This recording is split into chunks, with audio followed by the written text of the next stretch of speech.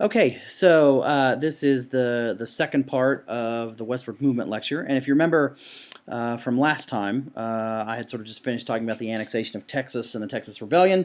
Of course, all of that occurs under the presidency of James Knox Polk, whose sort of whole kind of purpose, his whole program in serving as the President of the United States, his whole sort of agenda is to increase the size of the United States. He's somebody who is sort of a true believer in this idea of manifest destiny, that it's somehow God's plan for the United States to spread from the sea to the surrounding sea, and so therefore that excuses anything you have to do to make that a reality. And this also is the reason for probably the thing that the event of his presidency that's the most famous, which is the Mexican War between 1846 and 1848. And remember, I mentioned if you look at the map on, it'd be slide 9 of the lecture, you can see there that remember back in 1819, which I talked about in the first half of the lecture, there was the Adams-Onís Treaty, which was this agreement between the Spanish Empire and America about where it was that Texas ended and Spain began. Well, of course, 2 years after that treaty,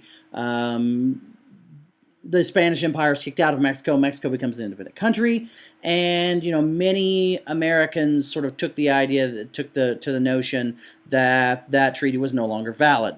And when so many Americans began moving into Texas in the 1830s, you started to see them also move into the area that was beyond the limits of the Adams-Onís Treaty. So move into the part of Texas, the western part of Texas, that was technically part of Mexico. And so this led to a dispute between Mexico and the United States, even after Texas rebels and Texas is annexed to the United States. James Knox Polk is somebody who's a believer that Texas, that the border of Texas and Mexico is what is today pretty much the current border of Texas and Mexico, which is the Rio Grande River. Whereas the Mexicans hold up the Adams-Onís Treaty and say, no way, that's that's way too much. The border is actually that sort of jagged line that you see on the image, the map image on slide 9 of this lecture. And so what you see on that map is obviously the green area being the United States, the orange area being the country of Mexico, and then the area that has the green and blue stripes there, that's the area that both Mexico and the United States claim as part of their country. And as part of his campaign, Polk promises that if he's elected president, he will force Mexico to recognize the border of the Rio Grande River as the border. And if they don't, then he'll use military force to do it. And so Polk, almost immediately once he takes office in 1844, he sends U.S. troops to that disputed area. So he sends U.S. troops across that boundary into that area of the map that has the diagonal lines on it. And so by doing this, he's sort of trying to provoke Mexico into a war, but Mexico actually doesn't take the bait. Then in 1846, Polk actually orders American troops to cross over into what is undisputedly Mexican territory. And so U.S. troops cross over into Mexico, just barely, right across the border.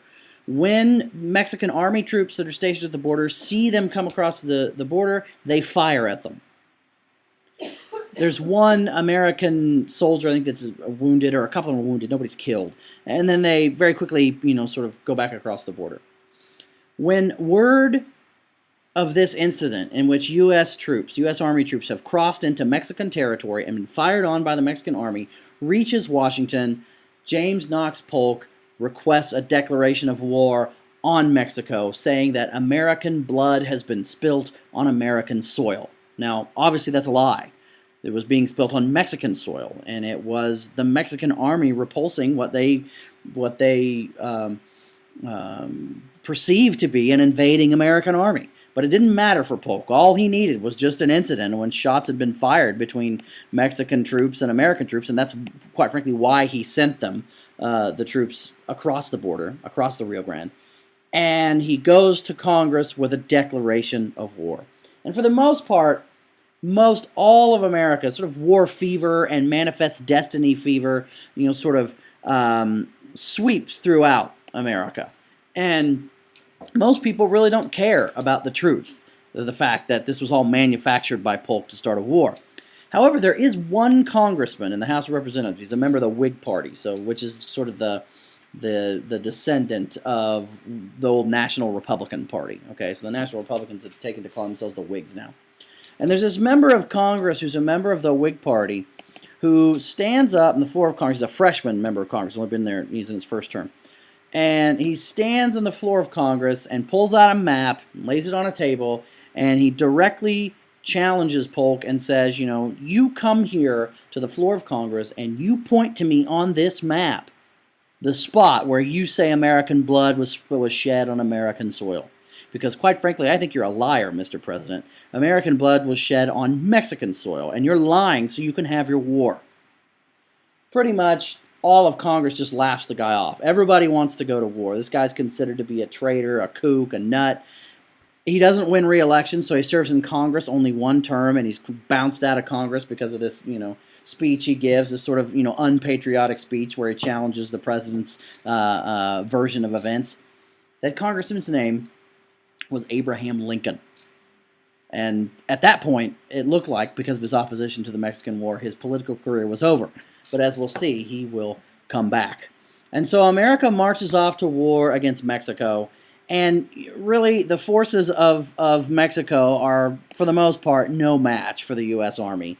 And so the Mexican War lasts less than 2 years, less than 24 months. And particularly, the one battle I've highlighted on slide 10 is a battle called Chapultepec, which is a battle outside of a fortress outside of Mexico City. And once the Americans win the Battle of Chapultepec, the Mexican War is all but over. And by 1848, Mexico has signed a treaty with the United States, a treaty that is called the Treaty of Guadalupe Hidalgo, which is what's highlighted on the next slide.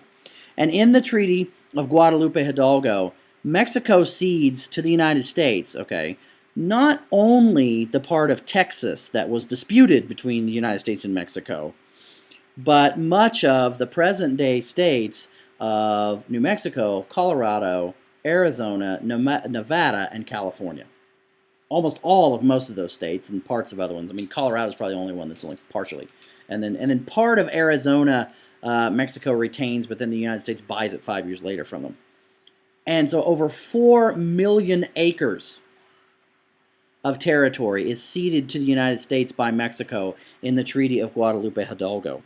And in addition to that, several 100,000 Mexicans who live there, as well as Native Americans who live in these areas, are now suddenly, by the sort of the scratch of a pen, by the signing of the Treaty of Guadalupe Hidalgo, now parts of the United States of America. But even more so, and that is going to create issues, but even more immediately, the issues that are created are by taking all of this territory from Mexico in 1848. Remember the Missouri Compromise, right? Which establishes that line, established in 1820, that states carved out of the Louisiana Purchase above that line, the southern border of Missouri, the 3630 line of latitude. States carved out of that territory above that line will be free states. States below that line can possibly be slave states, though they don't have to be. Well, now you have this issue of all this new territory. Does the Missouri Compromise apply to that territory? Does it not? Because that territory was not part of the United States when the Missouri Compromise was hammered out. This is going to create this western territory, and what to do with it, and whether it will be slave or whether it will be free, creates new conflicts in the and ever increasingly volatile conflicts between anti-slavery and pro-slavery politicians and their followers, which will intensify throughout the 1850s, and we'll talk about those in the next lecture. So now that we've sort of got a handle on the way in which the West was sort of added to the United States and how it came to be part of the United States, we need to talk a little bit about actually moving west, right? Because I talked about this tremendous movement to the west that occurred in the first 50, 60 years of the 19th century. And for the most part, there are different ways you can look at it, but and we're going to talk about it when we talk about the articles about women in the westward movement. But there were lots of different factors as to